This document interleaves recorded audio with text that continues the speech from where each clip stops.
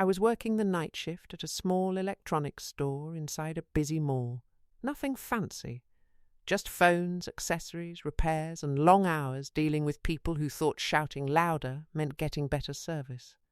I had been there for almost a year, quiet, reliable, the kind of employee managers trust but customers barely notice. That night, about 30 minutes before closing, he walked in. Mid-30s, designer jacket, phone already in his hand, the type who doesn't greet you, just talks. He slapped his phone on the counter and said, "Fix it." Now.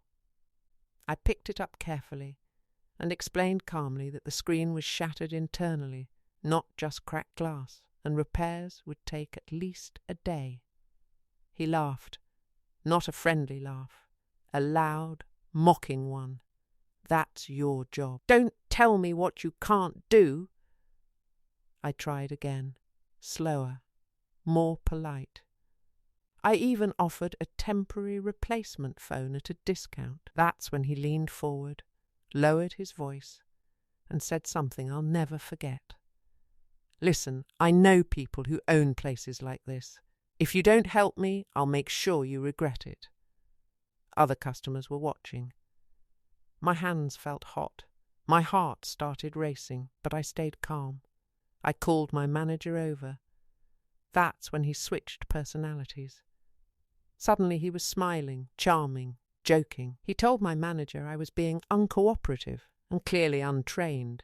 He exaggerated everything, twisting the story so smoothly it was almost impressive. My manager listened quietly, nodded, and asked him one simple question. "Can I see your receipt?" The smile disappeared. He claimed he bought the phone from us last week. Problem was, we hadn't sold that model in over 6 months. My manager checked the system anyway. No record. No warranty. Nothing. He snapped. His voice rose. He started insulting me directly. My job, my intelligence, my future. He said working here was proof I'd never amount to anything. He demanded a free replacement phone. He demanded compensation. He demanded respect.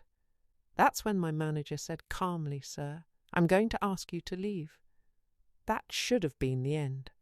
It wasn't.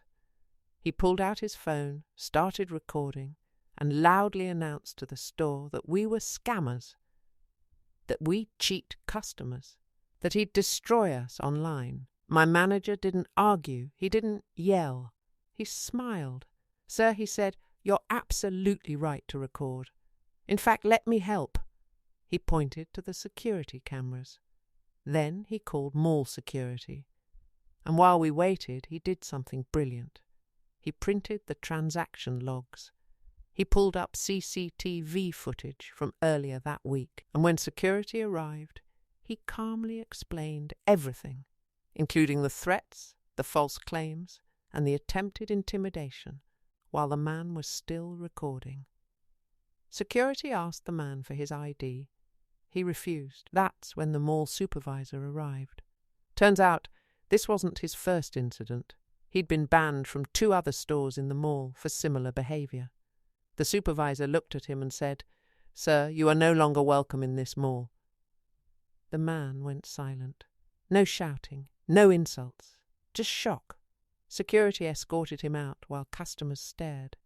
Someone clapped quietly. Another person shook their head in disbelief. The next day, the real revenge happened. The video he tried to post? Taken down. Reported. Flagged.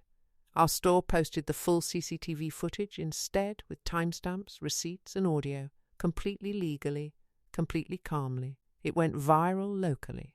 Not for him. For us.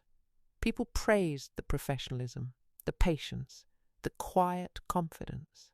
Customers started coming in saying, "We saw what you did. Respect." A week later, I was promoted to assistant manager. And the man? He came back once, not inside. He stood outside the store, looked in, saw me behind the counter, confident this time, and walked away without saying a word. Sometimes revenge isn't loud.